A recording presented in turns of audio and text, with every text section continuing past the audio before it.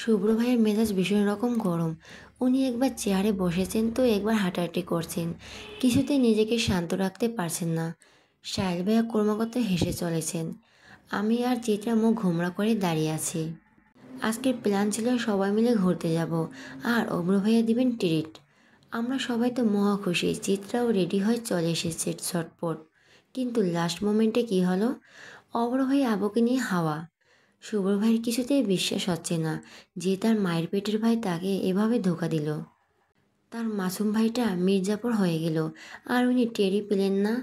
আফসোস, বহুত আফসোস। সাহেল, তুই হাসছিস? ভাই আমাদের এভাবে ধোঁকা দিল, আর তুই হাসছিস? সাহেল ভাইয়া চেয়ারে গায়ে দিয়ে বলে উঠলেন, তো কি করব বল? তুই ভাবতে পারছিস আমরা ভাইয়ের এমন অবস্থা করেছি যে তাকে রোমান্স করার জন্য বউ নিয়ে পালাতে হয়েছে? ভাবা যায়? তুই যে রাতে সাহেল ভাইয়ের কথার মধ্যে ফট করে বলে উঠল চিত্রা, কি করেছেন আপনারা? চিত্রার কথায় সাহেল ভাইয়া ভুরু কুঁচকে তাকালেন, বাঁকা এসে বলে উঠলেন, বাহ, তোমার তো দেখে খুব ইন্টারেস্ট। এ তো ইন্টারেস্ট ভালো না। বাচ্চারা, তোমাদের ইন্টারেস্ট থাকবে রান্নাঘরে। যাও যাও, আমাদের জন্য চা নিয়ে আসো। আমরা কেন চা আনবো? নিজেরাই নিয়ে খান যান। ও মাই গড! শুভ্র, দেখ দেখ, তোর শ্বশুরবাড়ির তোর কোনো ইজ্জত নাই। এক কাপ চায়ের জন্য এত খোটা? এত? সাহিল ভাইয়ার কথায় হাসলেন শুভ্র। আমিও মুচকি হাসলাম। এদিকে চিত্রা রেগে ফায়ার। এই আপনাকে বেইজ্জতি করার মতো কি কথা বললাম শুনি? আ চিত্রাকে মাঝপথে থামিয়ে দিয়ে বলে উঠলেন আমি, আমরা চা আনছি ভাইয়া, আপনারা গল্প করুন। আমার কথা শেষ হতেই মুখ ফুলালো চিত্রা, যার অর্থ সে যাবে না। আমি ওর দিকে ভুরু কুঁচকে তাকিয়ে বলে উঠলাম, তাহলে কি তুই ওনাদের সাথে থাকতে চাস? তুই? আমার কথা শেষ না হতেই ধূপধাপ করে নিচে নেমে গেল সে। শুভ্র আর সাহেল ভাইয়া হেসে ওকে একসাথে বলে উঠলেন, চা নয়, কফি প্লিজ। আমি হালকা এসে মাথা নেড়ে সম্মতি জানিয়ে নিচে নেমে এলাম। কিচেনে এসে আমি অবাক, আমাদের চিতাবাঘ কফি বানাচ্ছে আর গুনগুন করে গান গাইছে। প্রেমে পড়েছে মন। ওর এমন নেচে নেচে গান গাওয়া দেখেই আমার ভেতরেও কৌতূহলগুলো নেচে উঠল। মাইয়া তো প্রেমে পায় কই? আমি আস্তে করে ওর পেছনে দাঁড়িয়ে কফি কাপ রেডি করতে করতে বললাম, তো কার প্রেমে পড়লি? কে সে অচেনা মানুষ যে বনের চিতাবাঘকেও পাগল করে ফেললো? চিত্রা মনের আনন্দে অন্যমনস্ক হয়ে, ওই তো, এইটুকুই বলে থেমে গেল। আমাকে দেখে অপুস্তক হাসি দিয়ে বলে উঠল সে, এ মারদ, আমি তো চায়ের জায়গায় কফি বানিয়ে ফেলছি। এবার কি হবে? এ তো প্রেম প্রেম পেলে তাই তো করবে শোনা। বাট এ তো প্রেম প্রেম পায় কার উপর সেটা তো বলো। চিত্রা কিছু একটা বলতে যাবে, তখনই ভাইয়া এসে হাজির। আমার মাথায় টোকা দিয়ে বলে উঠল, বুড়ি। আমি রেগে তাকাতেই দাঁত কেলিয়ে হেসে উঠল ভাইয়া। চিত্রার দিকে তাকিয়ে বলো, কফি বানাচ্ছ চিত্রা? জি ভাইয়া। আমার জন্য এক কাপ প্লিজ, হবে তো? চিত্রা ঝটপট জবাব দিল, একদম ভাইয়া। আবারও আমার মাথায় একটা চটি মেরে মুচকি এসে বেরিয়ে গেল। চিত্রা এখনও অন্যমনস্ক হয়ে দাঁড়িয়ে আছে। এই মেয়ের আগামাথা কিছুই বুঝতে পারছি না আমি। Something is fishy here. কার প্রেমে পড়ল সে? আমি কি তাকে চিনি? চিত্রার হাতে ভাইয়ার কফি কাপটা ধরিয়ে দিয়ে আমি হাঁটা দিলাম ছাদের দিকে। মনে মনে চিত্রার কথাই ভাবছি। সত্যি প্রেমে পড়ল বুঝি? ছাদের দরজার কাছে এসে শুভ্র ভাইয়ের মুখে চিত্রার নাম শুনেই থমকে দাঁড়ালাম। সাহেল ভাইয়া আর শুভ্র ছাদের রেলিংয়ে হেলান দিয়ে দাঁড়িয়ে আছেন। শুভ্র ভাইয়া মুচকে এসে বললেন, চিত্রাকে বিয়ে করে নে সাহেল। রোদের ধারণা ব্যাপারটা দারুণ জমবে। শুভ্র ভাইয়ের কথায় বিষম খেলেন সাহেল ভাই। কাঁচতে কাঁচতে বললেন, চিত্রা, লাইক সিরিয়াসলি? শুভ্র ভাইয়া মুহূর্তে হু হা করে হেসে উঠলেন। নিজেকে সামনে নিয়ে বলে উঠলেন, তো সমস্যা কী? আরে চিত্রা নাকি ভার্সিটির বেশ সুন্দরীদের মধ্যে একজন। তো তোর ফাটা কপাল হবে রে সুন্দরী বউ। তাই বুঝি? তো এক কাজ কর না, তুই বিয়ে করে ফেল, ওকে, সুন্দরী বউ হবে। নাউজুবিল্লাহ, কী সব বলিস দোস্ত? রোদময় জীবন আমার, এই জীবনে অন্য কাউকে নিয়ে ভাবা মানেই মরণ। ওকে ছাড়া অন্য কিছু চোখে পড়েই না আমার। বাট তোর ব্যাপারটা আলাদা। তাই বলে আমার গলায় ঝুলাবি? এ তো সুন্দরী মেয়ে আমার লাগবে না। আমার তো মায়াপরি চাই। শুভ্র ভাই একটা দীর্ঘশ্বাস ফেলে অন্যদিকে তাকেই হঠাৎ বলে উঠলেন, রোদকে ভালোবাসিস সাহেল? শুভ্র ভাইয়ের কথা এমন প্রশ্নে সাহেল ভাইয়া যেন চমকে উঠলেন, সাথে আমিও। আমার হাত পা কাঁপছে। সাহিল ভাইয়া কি বলবেন এবার? ওনাদের মধ্যে আমার জন্য প্রবলেম ক্রিয়েট হবে না তো? মনে মনে দোয়া দরুদ পড়ছি আর সাহিল ভাইয়ের জবাবের অপেক্ষা করছি। সাহিল ভাইয়া এবার শুভ্রর দিকে তাকিয়ে চোখ ফিরিয়ে নিয়ে আকাশের নীলে দৃষ্টি নিবদ্ধ করে চুপ করে রইলেন। শুভ্র ভাইয়া আবারও প্রশ্ন করলেন, ভালোবাসিস তাই না? নিশ্চুপ কেন তুই? কিছু তো বল সাহেল। সাহেল ভাই একটা দীর্ঘশ্বাস ফেলে সৌর ভাইয়ের দিকে তাকালেন। একটা মুচকি হাসি দিয়ে চোখে চোখ রেখে বলে উঠলেন, আমি নিশ্চুপ কোথায়? নিশ্চুপতা মানে কি শুধু চুপ থাকা শুভ্র? নিশ্চুপতা মানে অসংখ্য অভিযোগ যা আমি মুখে বলতে চাই না। নিশ্চুপতা মানে এক বুক কষ্ট যা আমি তোকে দেখাতে চাই না। নিশ্চুপতা মানে অসংখ্য ভুলের ছড়াছড়ি যা আমি ধরিয়ে দিতে চাই না। আমি নিশ্চুপ নয় শুভ্র। এই নিশ্চুপতার পেছনে আমার অনেক কথা, অনেক। সাহিল ভাইয়ের কথা চোখ ফিরে নিলেন শুভ্র। হঠাৎই ধুম করে বসে পড়লেন নিচে। কাঁপা কাঁপা কণ্ঠে বলে উঠলেন, কষ্ট হয় তোর? কিভাবে পারিস সাহেল? আমি হয়তো মরে যেতাম রে। শুভ্র ভাইয়ের কথায় মুচকি আসলেন উনি। শুভ্র ভাইয়ের পাশে রেলিংয়ে ঠেস দিয়ে বসে ছোট্ট একটা নিঃশ্বাস ফেলে বলে উঠলেন, এই জন্যই তো সে এখন তোর। আর কষ্ট, সে তো কাউকে ছাড় দেয় না শুভ্র। এই বাম পাশটা এত ব্যথা করে যেন কেউ ক্রমাগত ছুরি চালিয়ে চলছে। মাঝে মাঝে মনে হয় মরে যাই, কষ্ট কমে যাবে। কিন্তু আমি তো তোর মতো সাহসী না রে, একদম ভেতু। তাই ওসব পারি না। আমি জানি তুই পারতি, এতদিনে শেষ হয়ে যেতি। তাই ও তোর, শুধুই তোর। কথাটা বলতেই দুফোঁটা মোটা মোটা জলের বিন্দু পড়ল তার গালে। সৌর ভাইয়া মাথা নিচু করে চুপ করে আছেন। শায়ল ভাইয়া পানিটুকু বৃদ্ধাঙ্গুল দিয়ে সাবধানে মুছে নিয়ে সাহসে বললেন, তোকে আর শানশানকে খুব মানিয়েছে রে। সানশাইন যখন তোর আশেপাশে থাকে ওর মধ্যে অন্যরকম একটা খুশি ঝিলিক থাকে।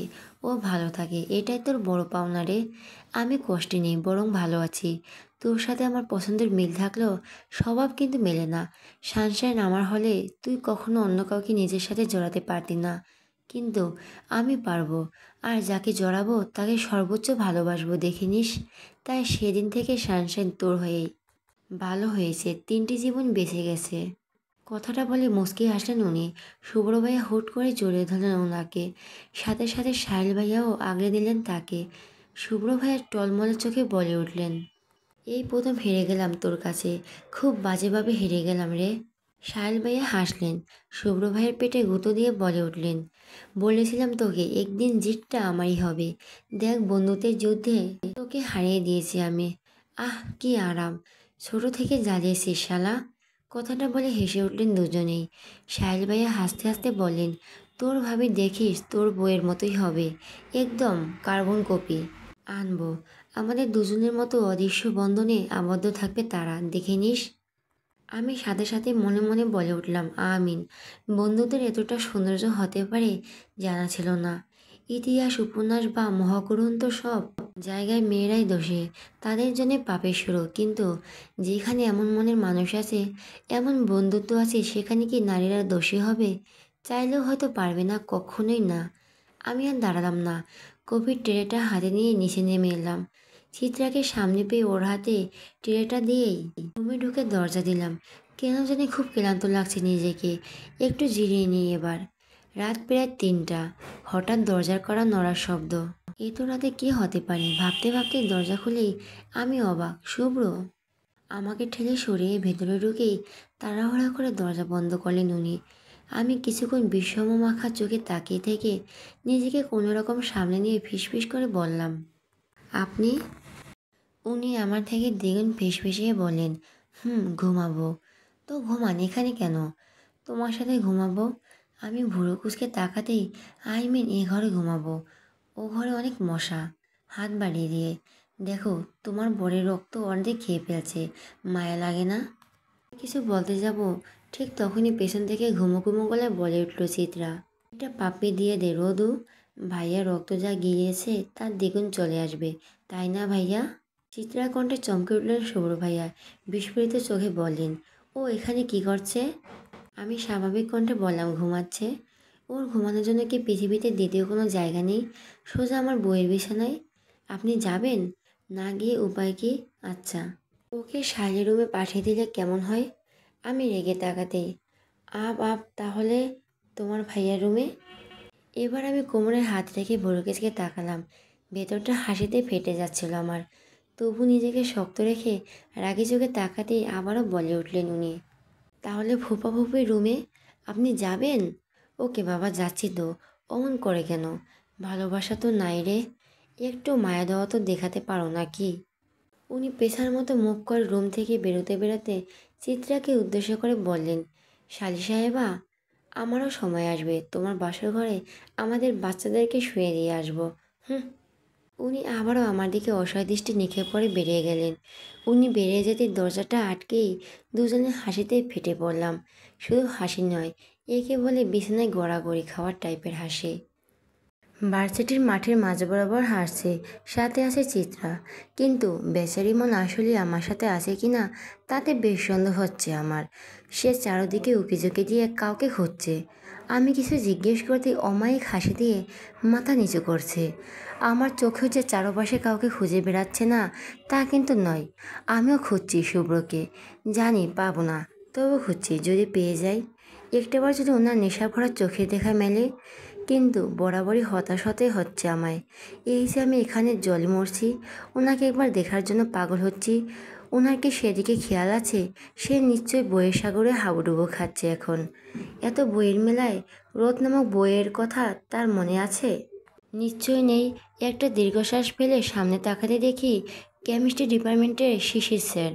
আমাদের ভার্সিটির সবচেয়ে ইয়াং স্যার বলা যেতে পারে ওনাকে। দেখতে একদমই বাচ্চা বাচ্চা লাগে।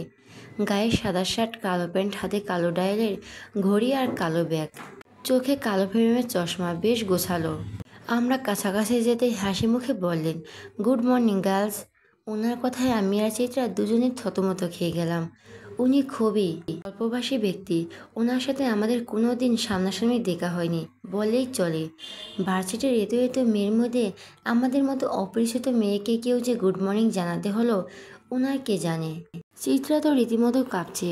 আমার হাত খামচে ধরে আছে সে। আমি ভুরুকুচকে চিত্রার দিকে তাকালাম। ওর এই বাড়াবাড়ি ধরনের নার্ভাসনের কারণটা কিছুতেই বুঝে উঠতে পারছি না আমি। তারপর ছেলের দিকে ফিরে হাসি মুখে থেমে থেমে বললাম, গুড মর্নিং স্যার, ভালো আছেন? ইয়া, আই অ্যাম গুড। তো তোমরা কেমন আছো? জি স্যার, ভালো, গুড। তোমার নামটা যেন কি? নসীন আহমেদ রোদেলা, রাইট? বেস্ট গার্ল, ভার্সিটির প্রথম দিনই সিন্নাদের গালের চর। I like it. ছেলের কথায় বেশ অপ্রস্তুত হয়ে পড়লাম আমি। উনি আসলে আমার প্রশংসা করছেন নাকি খোঁচা দিচ্ছেন বুঝতে পারছি না। আমি কয়েকটা ঢোক গিলে বললাম, actually sir, that one I mistake, আসলে। Cool miss, I can understand, মুস্কি হেসে। But you are lucky because then personal was Shubhra. Anyway, বাসার সবাই কেমন আছে? এবার বেশ বিরক্ত লাগছে আমার। আমার বাসার খবর জেনে ওনার কী লাভ শুনি? বাসায় কি ত্রাণ পাঠাবেন নাকি? তাহলে বলুক না, একটা লিস্ট করে গলায় ঝুলিয়ে দিই ওনার। এদিকে চিত্রা খামচাতে খামচাতে হাতের অবস্থা বেকাহিল করে তুলেছে আমার। অলরেডি জ্বালা পুড়ে শুরু করে দিয়েছে। তবু মুচকি একটা হাসি দিয়ে বললাম, জি স্যার, ভালো। স্যারও মুচকি এসে বিদায় নিলেন। ওনার মুখে প্রশান্তি দেখে মনে হচ্ছে আমার বাসার মানুষ ভালো আছে শুনে তার সকালটা আজ ধন্য হয়ে গেল। স্যার যেতে এক ঝটকে হাতটা ছাড়িয়ে রাগি চোখে তাকালাম। চিত্রা অসহায় দৃষ্টিতে তাকিয়ে আছে। আমি তার দৃষ্টি উপেক্ষা করে রাগী গলে বলে উঠলাম, খবরদার কাছে ঘেসবি না, 3 হাত দূরে গিয়ে দাঁড়া। অসভ্য মেয়ে, হাতে কি অবস্থা করছিস দেখ। তোর জামাইয়ের সম্পত্তির নাকি আমার হাত? ইস, রীতিমতো জ্বলছে। সরি রে দোস্ত, স্যারকে দেখে আমি একটু বেশি নার্ভাস হয়ে গিয়েছিলাম তাই। স্যার কত কিউট একটা ছেলে, তাকে দেখে তো নার্ভাস হওয়ার কী আছে বুঝলাম না। তোর ভাব দেখে মনে হচ্ছে উনি তোকে পিটাতে আসছে। চিত্রা কিছু বলতে যাবে ঠিক তখনই পেছনে কারো ফিসফেসানো দুজনেই ঘাড় বেঁকিয়ে তাকালাম। আমাদের থেকে কিছুটা দূরে দাঁড়িয়ে রাতুল ভাইয়া ফোনে ফিসফিস করে কথা বলছে। আমার বুড়ো কুচকে কান খাড়া করতেই কানে এলো, দুলা ভাই, থুকু ভাই। ভাবি শিশির স্যারকে কিউট বলেছে 1 মিনিট আগে। না না ভাই, ওই বুড়া শিশির স্যার না, ওই যে কেমিস্ট্রি ডিপার্টমেন্টের মহিন চৌধুরী শিশির আছে না, ওইটা। ওনার কথা শুনে বুঝতে আর বাকি রইল না যে উনি ঠিক কার সাথে কথা বলছেন। ওপাশে কি বলা হলো জানি না, তবে রাতুল ভাইয়ের উত্তেজিত হয়ে বলে উঠলেন, ভাই, আমার কিন্তু ব্যাপারটা কেমন জানি লাগছে। এই স্যার। এইটুকু বলার সাথে সাথেই আমি আর চিত্রা ওনার সামনে গিয়ে কোমরে হাত দিয়ে দাঁড়ালাম। উনি আমাদের দেখে যেন চমকে গেলেন, একটা ঢোকলে জোরপূর্বক হাসি দিলেন। আমি আর চিত্রা একসাথে ভরু নাচিয়ে বলে উঠলাম, উনি? স্যার তো অনেক ভালো মানুষ ভাই, ওনার মতো ভালো মানুষ এই দুনিয়াতে নাই। উনি তো ভাবি থেকে মা মা থুকু বোন বোন নজরে তাকায় ভাই। হ্যাঁ হ্যাঁ, আপনি একদম চিন্তা করেন না ভাই, সব সেট। রাখি তাহলে ভাই। আমি আর চিত্রা হাত ভাঁজ করে ভুরুকুচকে তাকিয়ে আছি। রাতুল ভাই ডান হাতের উল্টো পাশ দিয়ে কপালে ঘাম মুছে বেককলের মধ্যে হাসি দিয়ে বলে উঠলেন, দুলা ভাই থুকু ভাবি ভালো আছেন? কাহিনী কি? আপনি আমাদের ফলো করছেন? না না, আস্তে গরিবুল্লাহ। রেগে তাকাতে, আসলে জি ভাবি। উনার কথায় চিত্রা হিসিয়ে বলে উঠলে, কেন? আপনি কি দুদকের লোক যে গোয়েন্দাগিরি করছেন? কি সাংঘাতিক ব্যাপার রোদ। উনি আমাদের ইনফরমেশন লিক করছেন। আমার ব্যাগে যে 1 ডজন চকলেট আছে তাও নিশ্চয় লিক করে দিয়েছেন উনি। ও মাই গড, আজ সকালে ছোটো বোনের ডয়া থেকে সরিয়েছিলাম এগুলো। এখন আমার কি হবে? ওনাকে এক্ষুনি পুলিশে দেওয়া উচিত। রোদু, হুম। চিত্রার কথায় রাতুল ভাই অসহায় মুখে বললেন, ভাবি আমি কোনো ইনফরমেশন লিক করি নাই। ভাই আমাকে বলছে আমি যেন ভার্সিটিতে থাকাকালীন আপনার পেছনে ছায়ের মতো লেগে থাকি। আর 1 ঘন্টা পর পর আপনি কী করলেন, কার সাথে কথা বলেন, সব রিপোর্ট করি। নয়তো মাইর, কঠিন মাইর, একদম হাড় গুঁড়ো করে টাইপের মাইর ভাবি।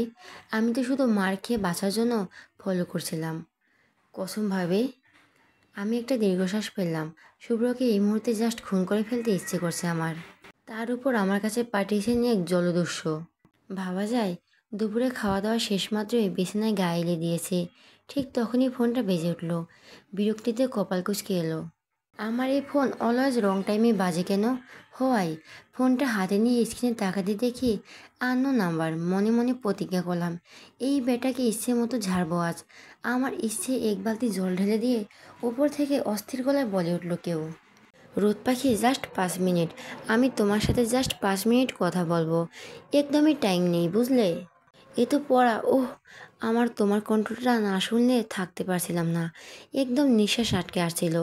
আমার এত জ্বালাও কেন আমায় বলো তো? কলিজাটা ভাজা ভাজা করে দিলে আমার। আপনাকে জ্বালাচ্ছে আর আমি? ইম্পসিবল।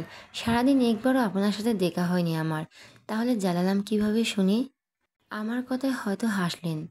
উনি কিছুক্ষণ পর বলে উঠলেন, তুমি তো প্রাণ নাশিনী, দূর থেকেও খুন করে দিতে পারো আমায়। তার মধ্যে বসে আছো আমার এই বুকের এই মধ্যেখানটায়, আর ক্রমাগত আঘাত করে চলছ। এই মেয়ে, সত্যি বলো তো, মায়াদয় নেই বুঝি তোমার? ওনার কথায় থতমত খেয়ে গেলাম আমি। কি বলবো বুঝে উঠতে পারছি না একদম। আচ্ছা, আমি কি লজ্জা পাচ্ছি? মা, আমি তো সত্যি লজ্জা পাচ্ছি। ইস, নিজের লজ্জাকে ধামাচাপা দিয়ে মিনমিন করে বলে উঠলাম, আমার যথেষ্ট দয়ামায়া আছে।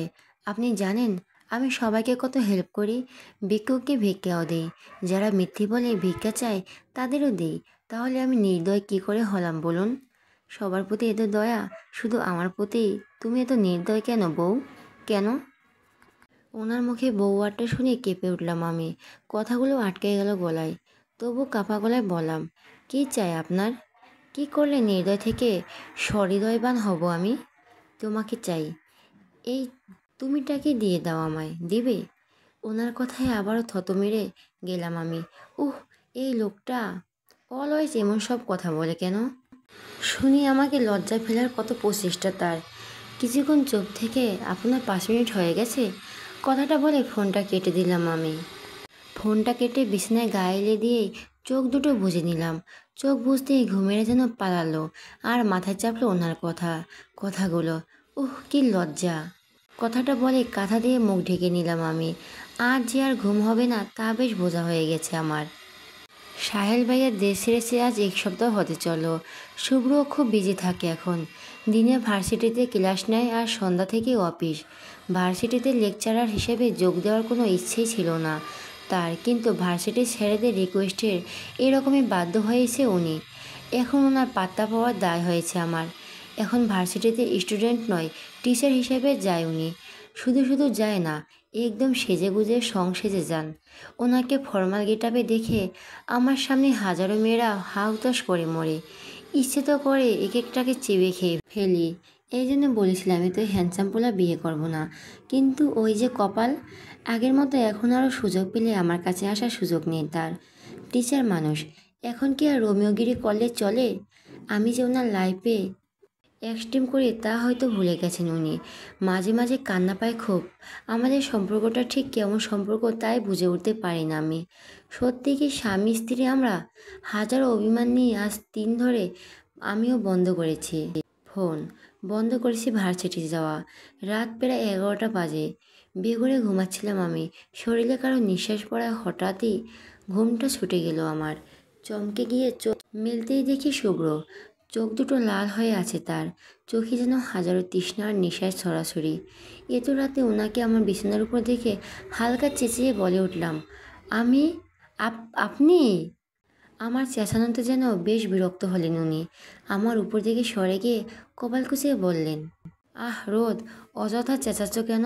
আমি চুরি করে ঢুকিনি তোমার রুমে, সবার সামনে দিয়ে ঢুকেছি। দেখি সরো তো, শুতে দাও আমায়।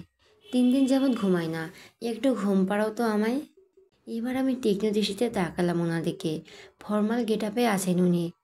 অফিস থেকে এলেন বুঝি? জুতোটাও খোলেনি দেখি। ব্লু শার্ট আর ইয়েলো জিন্সে একদম চকলেট বয় লাগছে ওনাকে। কিন্তু মুখটা কেমন যেন শুকিয়ে ফ্যাকাশে হয়ে আছে তার। আমি নরম গলায় বললাম, এভাবে ঘুমাবেন? ড্রেস চেঞ্জ করবেন না? খেয়েছেন এসে? এবার উনি তাচ্ছিল্যে হাসি দিয়ে আমার দিকে তাকালেন। ও মাই গড, আমার খাওয়া নিয়েও তাহলে তোমার চিন্তা হয়? আমি তো ভেবেছিলাম আমি মরে গেলেও তেমন একটা যায় আসবে না তোমার। এভাবে কথা বলছেন কেন? কি? আমি এতটুকু বলতেই আবারও আমার উপর এসে পড়লেন উনি। বিছানায় চেপে ধরে দাঁতে দাঁত চেপে বলে উঠলেন, বোঝো না তুমি কেন বলি? সত্যিই বোঝো না? তুমি তো বাচ্চা নও রোদ, যথেষ্ট অ্যাডাল্ট। তুমি কেন এমন করো? তিনটা দিন ধরে তোমার মুখ দেখা তো দূর, কণ্ঠটাও শুনতে দেওনি আমায়। কেন বলো তো? কী করেছি আমি? সারাদিনে তো কাজের চাপের পর এই মানসিক যন্ত্রণা সহ্য হয় না আমার রোদ। তুমি কি পাগল করে ফেলতে চাও আমায়, নাকি মেরে ফেলতে চাও? যা ইচ্ছে করো, কিচ্ছু বলবো না, মেরেই ফেলো। উনি কি বলছেন কিছুই যেন কানে ঢুকছে না আমার। আমি হতভম্ব চোখে ওনার দিকে তাকিয়ে আছি। কোনো রকম ডান হাতটা সরিয়ে নিয়ে ওনার কপালে হাত রেখে কাঁপা গলায় বলে উঠলাম আমি, আপনার তো জ্বর, অনেক জ্বর। এ তো জ্বর নিয়ে এভাবে ঘুরে বেড়াচ্ছেন কেন? উনি বাঁকা হেসে আমার হাতটা সরিয়ে দিয়ে পাশে শুয়ে পড়লেন। চোখ দুটো বন্ধ করে বললেন, তাতে তোমার কি, হতে দাও জ্বর, পুড়ে যাক শরীর, এমনিতে তো পুড়েই মরছি। মাথায় একটু হাত রাখো তো রোদ পাখি, এবার একটু ঘুমাতে চাই আমি, শান্তির ঘুম। আমি এবার উঠে বসে আবার ওনার কপালে হাত রাখলাম। হাত পা কাঁপছে আমার। কি ভয়ানক জ্বর ওনার, শরীরটা যে পুড়ে যাচ্ছে ওনার। নিজের অজান্তে চোখ ভরে এলো আমার, কান্না পাচ্ছে, খুব কান্না পাচ্ছে আমার। কেন জ্বর হবে ওনার? পুরো পৃথিবী কি মানুষের অভাব হয়েছিল যে ওনারই জ্বর হতে হলো? মুখ চোখটা কেমন শুকিয়ে গেছে ওনার। কথাটা ভেবে মুখটা চেপে ধরে ডুকরে কেঁদে উঠলাম আমি। এবার উনি চোখ মেলে তাকালেন।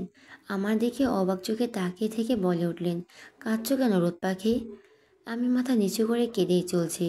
উনি কিছুক্ষণ চুপ থেকে বলে উঠলেন, আমার জন্য কাঁদছো? আরে বাবা, এই সামান্য জ্বরের জন্য কাঁদতে হয় নাকি? মরে তো যায়নি, কান্না বন্ধ করো, নিঃশ্বাস নিতে কষ্ট হয় আমার। ওনার কথায় কান্নার গতি বাড়ল, ভয় কমল না। উনি এবার আমার হাতটা টেনে নিজের কাছে নিয়ে এক হাতে জড়িয়ে নিলেন আমায়। মুচকি এসে বলে উঠলেন, এই পাগলি, কাঁদছো কেন? তুমি আছো তো পাশে, ঠিক হয়ে যাব আমি। সামান্যই তো জ্বর। ওনার কথা জবাবে নাক টেনে বলে উঠলাম আমি, একদম সামান্য নয়, অনেক জ্বর উঠেছে আপনার। এখন কি করি আমি? আমার কথা শুনে হাসলেন উনি। বুঝতে পারলাম হাসতেও কষ্ট হচ্ছে ওনার। আমাকে নিজের সাথে আরও শক্ত করে চেপে ধরে বলে উঠলেন, কিছু করতে হবে না তোমার, শুধু আমার বুকে মাথা রেখে শুয়ে থাকো রোদ পাখি। ওনার কথাগুলো জড়িয়ে যাচ্ছে এবার। আমি ওনাকে কোনো রকম সরিয়ে বাথরুম থেকে পানি আর টাওয়াল ভিজিয়ে আনলাম। উনি আমার কাণ্ড দেখে হাসছেন। আশ্চর্য, হাসার মতো কিছু করেছি নাকি আমি? ওনার জুতো মোজা খুলে শার্টের বাটন হাত দিতেই বলে উঠলেন উনি, তোমার মতলব কি রোদ পাখি? আমার অসুস্থতার সুযোগ দেবে না তো? আমি ওনার দিকে রাগে চোখে তাকালাম। জ্বরে শরীর পুড়ে যাচ্ছে, তবু ওনার ফাজলামও যায়নি মোটেও। এদিকে নিজের লজ্জায় মরে যাচ্ছি, তার উপর কী সব বলছেন উনি। অনেক কষ্টে শার্টটা খুলে শরীর মুছে দিয়ে কপালে জলপট্টি জড়ালাম। বরং আরও বেড়েই চলেছে। ভয়ে অন্তরাত্মা কেঁপে কেঁপে উঠছে আমার। আবারও কান্নারা বাঁধ ভাঙতে শুরু করেছে। মাকে ডাকতে হবে, এক্ষুনি ডাকতে হবে। কথাটা ভেবে বিছানা থেকে নামার জন্য পা বাড়াতেই উনি হাত চেপে ধরলেন। আমার আধো আধো কণ্ঠে বলে উঠলেন, কোথায় যাচ্ছ? মাকে ডাকতে আপনি থাকুন, আমি এক্ষুনি আসছি, এক্ষুনি। না, যাবে না তুমি। আমার সাথে থাকো প্লিজ। তোমার নিঃশ্বাসের শব্দ শুনতে চাই আমি। তোমার শরীরে ঘ্রাণ পেতে চাই। যেও না, কোথাও যেও না। ওনার হাতটা ছাড়িয়ে দৌড়ে মার রুমের সামনে এসে দাঁড়ালাম। কান্না আটকাতেই পাচ্ছি না আমি। মার বাত রুমে কয়েকবার নক করতেই ডুকরে কেঁদে উঠলাম আমি। কিছুক্ষণ পরে খুলে গেল দরজা। আমাকে এভাবে কাঁদতে দেখে অবাক চোখে বলে উঠলেন, বাবা। কাঁদছিস কেন মামনি? ভয় পেয়েছিস? ভয় পাবি কি করে? তোর রুমে না শুভ্র আছে? কান্না চোটে কথাই বলতে পারছি না আমি। গলার কথাগুলো আটকে আছে যেন। মা চুলের খোপা করতে করতে এসে দাঁড়ালেন বাবার পাশে। উদ্বিগ্ন কণ্ঠে বলে উঠলেন, কাঁদছিস কেন রোদ? কি হয়েছে? শান্ত হ মা। মা মা ওনার খুব জ্বর, প্লিজ ডক্টরকে ফোন করো প্লিজ। ঠিক তখনই দরজা খুলে উকি দিল ভাইয়া। বুড়ো কুসকে বলে উঠল, কাঁদছিস কেন বুড়ি? কি হয়েছে? ওনার খুব জ্বর ভাইয়া। উনিটা কি? শুভ্র ভাইয়া। শুভ্র তোর ভাই হয় নাকি? আশ্চর্য, আমি তো ভেবেছিলাম তোর বর। আজলামও বাদ দে ভাইয়া। ওনার এই অবস্থা তুই মজা করছিস? ঘরে কোণে দাঁড়িয়ে আছি আমি, আর মাঝে মাঝে হেঁচকি তুলে চলছি। আমার পাশে মা। টেনশনে হাত পা ঠান্ডা হয়ে আছে আমার। জ্বরের তীব্রতায় জ্ঞান হারিয়েছে শুভ্র। ডক্টর প্রায় আধা ঘন্টা ধরে চেক আপ করে চলেছে। একটা দীর্ঘশ্বাস ফেলে বলে উঠলেন ডক্টর, নিউ জেনারেশনের ছেলেমেয়েরা নিজেদের যত্ন নিতেই ভুলে গেছে। এমনি এখন জ্বরের মৌসুম, তার উপর সারাদিন নিশ্চয় বেগার খাটে। অতিরিক্ত শারীরিক এবং মানসিক পরিশ্রমের জন্য এমনটা হয়েছে। তার মধ্যে কিছুদিন যাবৎ হয়তো খাওয়া দাওয়া ঘুম কিছুই ঠিকভাবে করে না। প্রেশারের অবস্থা ভয়াবহ। কিছুদিন ফুল রেস্টে রাখুন ওনাকে। খাওয়া দাওয়ার দিকেও খেয়াল রাখবেন। আমি সিম্পল কিছু মেডিসিন দিচ্ছি, ঠিকঠাক কেয়ার নিলে জলদি সেরে যাবে ইনশাল্লাহ। ডক্টর বেরিয়ে যাওয়ার সময় হঠাৎ আমার সামনে দাঁড়িয়ে মাথায় হাত রেখে বলে উঠলেন, কি হয় তোমার? স্বামী? নাড়তেই মুচকি হাসলেন উনি। ঠিক হয়ে যাবে মা, চিন্তা করো না। এখন বুঝতে পারছি কেন এত অসুস্থ হয়েছে। বউ যদি একটু অসুস্থতায় এত কাঁদে, তাহলে বউয়ের আদর মাখা কান্না দেখতে যে কোনো ছেলে অসুস্থ হয়ে বিছানায় পড়ে থাকতে রাজি হয়ে যাবে। আমি তো এই বয়সে রাজি হবেও। হা হা। ওনার কথায় হালকা হাসলাম আমি। রাত প্রায় 1:30। আমি রান্নাঘরে দাঁড়িয়ে আছি। উদ্দেশ্য ওনার জন্য স্যুপ বানাবো। স্যুপটা চুলোয় চিহ্নিত মুখে মা এসে দাঁড়ালেন আমার পাশে। আমার দিকে কিছুক্ষণ তাকিয়ে থেকে বলে উঠলেন, আমি একটা জিনিস ঠিক বুঝে উঠতে পারছি না রোদ। আমি চোখে প্রশ্নবোধক চিহ্ন বুলিয়ে ওনার দিকে তাকাতেই, শুভ্রদের খুঁজে পাওয়ার পর থেকে এখন পর্যন্ত আমি কখনো তোকে আর শুভ্রকে একসাথে দেখিনি।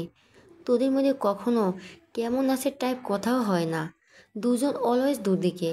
শুধুমাত্র রুহির এঙ্গেজমেন্টে আদিবির অমন বিহেভিয়ারের পর শুভ্র কিছুক্ষণের জন্য তোর পাশে এসে দাঁড়িয়েছিল। তবুও সেটা ছিল সাময়িক।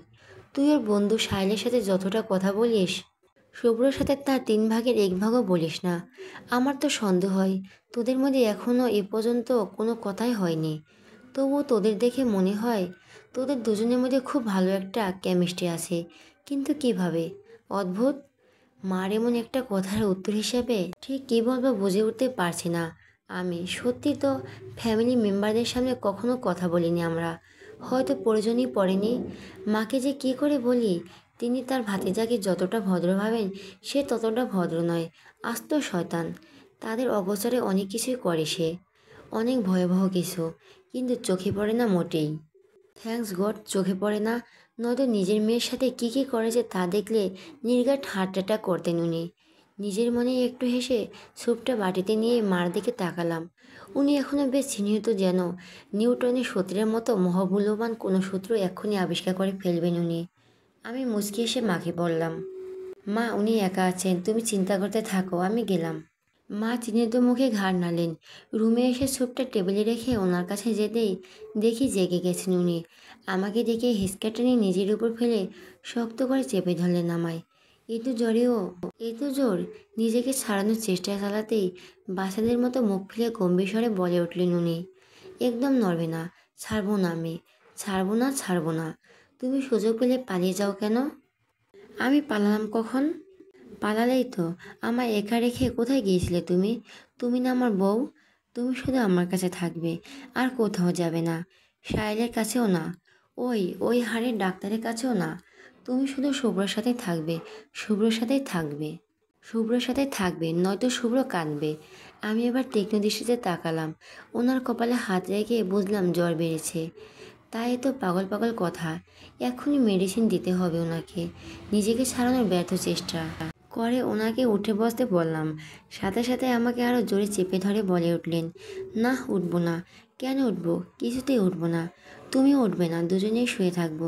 তুমি জানো না, তুমি আমি পাশাপাশি আছি বলে জীবন হয়েছে মধুময়। তাই পাশাপাশি থাকতে হবে, ওঠা যাবে না। এবার যেন কেঁদে উঠবো আমি। একদিনে ওনার গায়ে তো তাপ, তার উপরে তো শক্ত করে ধরে আছেন। শ্বাস আটকে আসছে আমার। এখন পাগলামো কেউ করে? শেষমেশ পাগলের বউ হলাম আমি। আমাকে কাঁদতে দেখে অস্থির হয়ে বলে উঠলেন উনি, রোদ ফাঁকি কাঁদছো কেন তুমি? আপনি উঠছেন না, খাবার খাচ্ছেন না, তাই কাঁদছি। আপনি আমার কোনো কথাই শোনেন না, কখনোই না। শুনি তো, আচ্ছা উঠবো আমি, কিন্তু তোমায় ছাড়বো না। তাহলে তুমি পালিয়ে যাবে। তোমাকে ধরে রাখতে হবে, বুঝলে? আমাকে না ছাড়লে উঠবো কিভাবে? না, ছাড়বো না, ছাড়বো না। আচ্ছা ঠিক আছে, না ছেড়েই উঠুন, তবু উঠুন প্লিজ। উনি খাটের সাথে হেলান দিয়ে আমাকে কোলের উপর বসিয়ে কোমর জড়িয়ে ধরে বসে আছেন, আর বাচ্চাদের মতো চুপচাপ করে স্যুপ খাচ্ছেন। ওনাকে একদম বাচ্চাদের মতো লাগছে। কিউট বাচ্চা। এই মুহূর্তে একটা কথাই মনে হচ্ছে আমার, আমার যখন বেবি হবে, বেবিটা যেন একদম ওনার মতন কিউট হয়। কথাটা ভেবে মনের আনন্দে চুমু এঁকে দিলাম ওনার কপালে। সাথে সাথে খাওয়া বন্ধ করে ভোরকুসকে বলে উঠলেন উনি, তুমি আমায় আদর দিচ্ছ রোদ পাখি? হালকা রোদে ঝিলিকে ঘুম ভেঙে গেল আমার। তবু চোখ বুজে পড়ে রইলাম বিছানায়। কেমন যেন সুখী সুখী পরিবেশ চারদিকে। রুমের প্রতিটি কোণা এক অচেনা সুগন্ধ। আমার পাশের বালিশটা থেকেও যেন সুগন্ধটা বেরিয়ে আসছে নিঃসংকোচে। একটা লম্বা শ্বাস টেনে চোখ মিলে তাকালাম। জানালাটা খোলা। খোলা জানালার গোলাপি পর্দা ভেদ করে এক টুকরো রোদ এসে পড়েছে বিছানায়, ওই কোণটাতে। এলোমেলো চুলগুলো কোনো রকম খোপায় গুজে জানালার পাশে গিয়ে দাঁড়ালাম। বাইরে কি ঝকঝকে রোদ, আকাশের মনটা বুঝি খুব ভালো আজ। নীল রঙের চোখ ঝলসে দিয়ে তার কি আনন্দ। হঠাৎ কী ভেবে কপাল কুঁচকে এলো আমার। শুভ্র, শুভ্রর কথা মনে পড়তে চোখ ঘুরে চারপাশে দেখতে লাগলাম। কোথাও নেই। ওয়াশরুম, ড্রয়িং রুম, কোথাও না। তাহলে গেলটা কই? একজন জলজান্ত মানুষ তো এভাবে উধাও হয়ে যেতে পারে না। তারপর উনি অসুস্থ। এসব ভাবতে ভাবতে কপালটা হালকা কুঁচকে মার সামনে গিয়ে দাঁড়ালাম। মা ডাইনিংয়ে খাবার দিচ্ছেন। আমাকে এভাবে সামনে দাঁড়াতে দেখে বুড়ো কুঁচকে বলে উঠলেন, কী রে, এভাবে খাম্বার মতো দাঁড়িয়ে পড়লি কেন? সর সামনে থেকে। মার কথা পাত্তা না দিয়ে টেবিলে ঠেস দিয়ে দাঁড়িয়েই বলে উঠলাম, উনি কোথায় মা? মা আবারও ভুরু কুঁচকে তাকালেন। মার চাহনি দেখে মনে হচ্ছে এমন অদ্ভুত কথা এই জীবনে দ্বিতীয়বার শোনেননি তিনি। উনিটাকে? তোমার ভাতিজা। ও শুভ্র, ও তো চলে গেছে। চলে গেছে মানে? চেঁচিয়ে, ও চলে গেল আর তুমি যেতে দিলে? কাল ডক্টর কি বলেছে শুনুনি? উই আর সো রেসপন্সিবল আম্মু। তুই তো খুব রেসপন্সিবল, তাই না? 11:30 বাজতে চললো, এখনও পরে পরে ঘুমাচ্ছিস? ডক্টর কি বলেছে খুব মনে আছে আমার। কিন্তু তোরা আমার কথা শুনলে তো? ভার্সিটিতে কাজ আছে, অফিসে মিটিং আছে, কত কাজ তার। ছেলেটা কাজ করতে করতে মরে যাবে দেখিস। রেস্ট নিতে তো ভুলেই গেছে। কোনো কথা না শুনে, না, শুধু কাজ কাজ কাজ আর কাজ। আরে বেঁচে না থাকলে কাজ দিয়ে কি করবে শুনি? মার কথাগুলো এই মুহূর্তে খুবই বিরক্ত লাগছে আমার। তাই কোনো রকম কথা না বলে রুমে দিকে হাঁটা দিলাম। মার এই ভাঙা রেকর্ডটার আর সারাটা দিনই যে চলবে তা বেশ বুঝতে পারছি আমি। বিছানায় পা ঝুলিয়ে বসে আছি। নিজের উপরেই রাগ লাগছে এবার। কি দরকার ছিল এত ঘুমানোর? ঘুমিয়ে কি দুনিয়া অধিকার করে নিয়েছি? নেইনি তো, তাহলে কেন তো ঘুমালাম? হোয়াই? আর উনিও বা কেমন, আমাকে একবারও ডাকবেন না? আমাকে ডাকা কি তার দায়িত্বের মধ্যে পড়ে না? অবশ্যই পড়ে। হঠাৎ বালিশের নিচে চোখ যেতে দেখি ভাঁজ করা একটা কাগজ। অসীম আগ্রহ নিয়ে কাগজটা মেলে ধরতে অবাক হলাম আমি। পরিষ্কার সুন্দর গোটা গোটা অক্ষরে লেখা, এই যে রোদেলা দুপুর, আজকে সকালটা কিন্তু তোমারই রঙে রেঙেছে, দেখছো তো? তোমার মতোই প্রাণবন্ত চারপাশ। খুব ইচ্ছে ছিল ডেকে তুলি তোমায়, কিন্তু শেষ পর্যন্ত তোমার ওই ঘুমান্ত মুখটায় মায়া পড়ে আর ডাকা হয়ে উঠল না। সকালে ঘুম থেকে উঠে তোমার পাশে পেয়ে বেশ অবাক হয়েছিলাম আমি। ভেবেছিলাম তুমি কিভাবে, তারপর বুঝলাম তুমি নয়, আমি ছুটে এসেছি তোমার কাছে। জ্বরে ঘরে খুব বেশি পাগলামো করেছি বুঝি? কিছু মনে করতে পারছি না। এখানে যে কিভাবে এসেছি তাই ভুলে গিয়েছি আমি। ফুপির সামনে কতটা লজ্জায় পড়তে হয়েছে জানো? সে কি ভাবছেন উনি? সব কিছু তোমার জন্য। কেন এত পাগল করেছো আমায়? আমার পাগলামোটা আর না বাড়িয়ে ভার্সিটি এসে মহারানীর এই মিষ্টি হাসিটা দেখার সুযোগ করে দাও না প্লিজ। শুভ্র। ভার্সিটির চত্বরে বটতলায় বসে আছি আমি আর চিত্রা। ব্যবসা গরম, দুজনেই অস্থির বেড়ায়। চিত্রার চোখে মুখে চরম হতাশা। দেবদাস পারুকে না পেরে যতটুকু হতাশ হয়েছিল তার থেকেও বেশি হতাশ চিত্রার বুকে। ফুস করে একটা দীর্ঘশ্বাস ফেলে বলে উঠল সে, দোস্ত, এই ভার্সিটিতে কি যেন হ্যান্ডসাম ছেলে অবশিষ্ট নেই। বিশ্বাস কর দোস্ত, এই 1 ঘন্টা যাবৎ যে মনোযোগ দিয়ে আমি গেটের দিকে তাকিয়েছিলাম, লেকচারাররাও তেমন মনোযোগ দেয়নি। কিন্তু ফলাফল শূন্য। একটা কিউট ছেলেও নাই, সব বদমাস। তুই কি হ্যান্ডসাম ছেলেদের নিয়ে জরিপে নেমেছিস নাকি? হ্যান্ডসাম ছেলে দিয়ে কি করবি? কি করব মানে? ছেলে দিয়ে মেয়েরা কি করে? বিয়ে করে। আমিও বিয়ে করব। শালার এ পর্যন্ত যত পোলাদের চোখে পড়েছে সব বুকড। এসে ক্রাশ খেলাম শুভ্র ভাইয়ের উপর। ক্রাশ খাওয়ার লাস্ট স্টেজে এসে ভাইয়ারা থেকে সুন্দর করে হয়ে গেল দুলাভাই। আহা কি কষ্ট। তারপর সাহেল ভাই পুরো চকলেট বয়। মাশাল্লাহ, একদম চকলেটের ডিব্বা। বাট সেই চকলেটও কোনো আইসক্রিমের টানে চলে গেল ইউএস। রোহান ভাই তো নীলা নীলা করে বাঁচে না। সাব্বির ভাই দেখে রাহি আপুর সাথে ফুসফুস করে সব কটায় জিএফ আছে। আমি একমাত্র হতভাগী রে রোদু, আমার সান্ত্বনা দে। চিত্রার আহাজরিতে পেট ফেটে হাসি পাচ্ছে আমার। কিন্তু হাসলে তো চলবে না, আমার মুখ থাকতে হবে দুঃখী দুঃখী। ফ্রেন্ডের সিঙ্গেল জীবনের কষ্টে দুঃখিত হওয়া আমার কর্তব্য। আপাতত কর্তব্যটা সাইডে রেখে দুষ্টু হাসি দিয়ে গম্ভীর গলায় বলে উঠলাম আমি, দোস্ত, সাকিব ভাই কিন্তু অ্যাক্টিভ।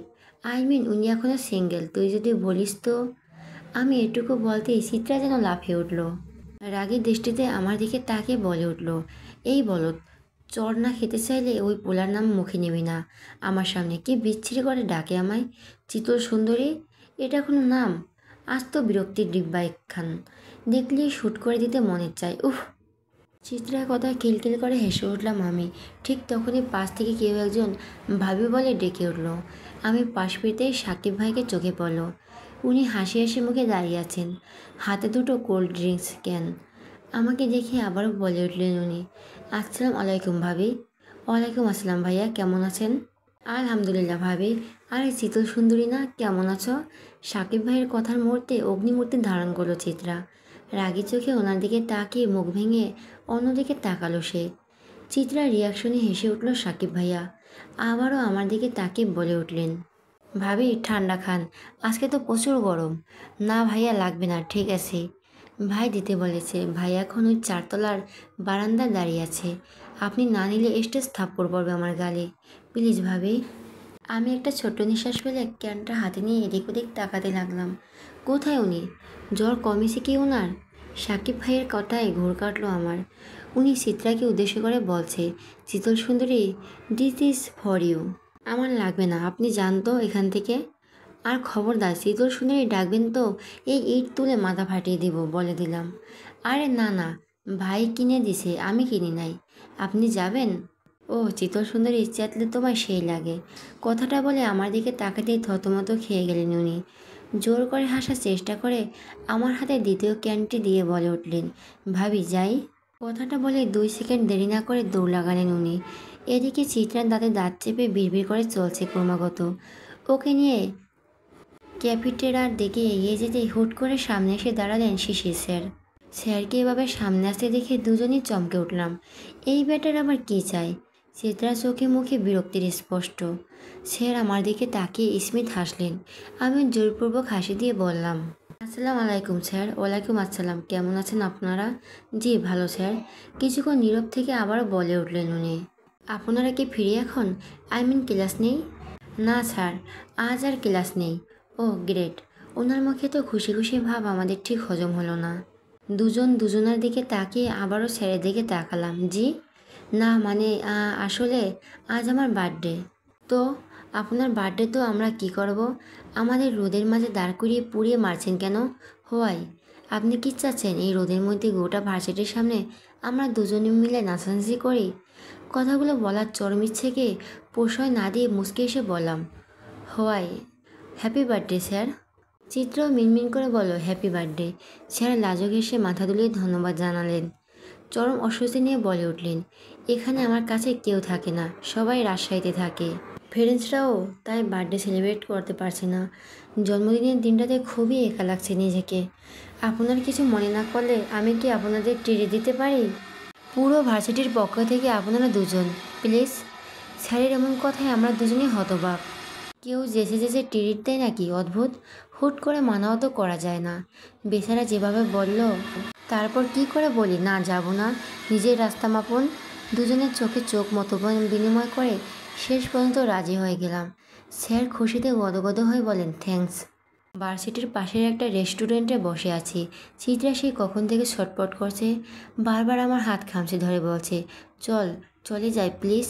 চিত্রা ছটফটানো দেখে স্যার ভুরুকুচকে বলে উঠলেন, আর ইউ অলরাইট মিস? হ্যাঁ হ্যাঁ ঠিক আছি। আমার মনে হয় আপনি ঠিক নেই। ওয়াশরুমটা ওদিকে, চাইলে চোখে মুখে পানি দিয়ে আসতে পারেন। ততক্ষণে আমি না হয় মিস রোদেলার সাথে কিছু কথা বলবো। ইস পার্সোনাল। পার্সোনাল? কথাটা শুনে আমি আর চিত্রা দুজন দুজনার দিকে তাকালাম। এই বেটা আমার সাথে কিসের পার্সোনাল কথা বলবে ঠিক বুঝতে পারছি না। চিত্রাকে যে উনি একরকম জোর করে এখান থেকে সরিয়ে দিতে চাইছেন তাও বুঝতে পারছি আমি। চিত্রা কোনো চলন না দেখে পেয়ে আবারও বলে উঠলেন উনি, মিস চিত্রা আপনি কি যাচ্ছেন? অ্যাকচুয়ালি মিস রোদেলার সাথে আমার কিছু পার্সোনাল কথা আছে, জাস্ট 5 মিনিট লাগবে। আপনি কি ততক্ষণ ওয়াশরুম থেকে ঘুরে আসবেন প্লিজ? চিত্রা অনিচ্ছা সত্ত্বেও উঠে দাঁড়ালো। ওর চোখে মুখে রাগ স্পষ্ট। স্যারের কথাগুলো যেন ওর পছন্দ হয়নি তা বেশ বুঝতে পারছি। আমি মনে মনে দোয়াদুরুদ পরে এদিক ওদিক তাকাচ্ছি।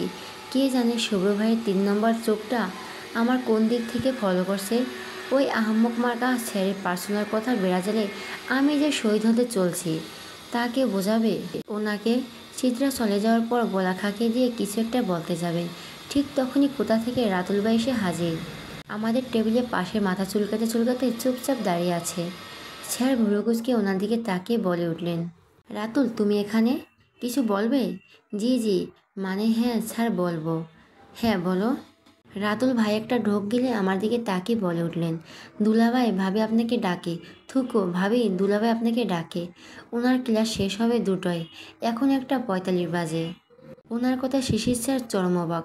কোনো রকম নিজেকে সামনে নিয়ে বলে উঠলেন, তুমি ওকে ভাবি ডাকছো কেন?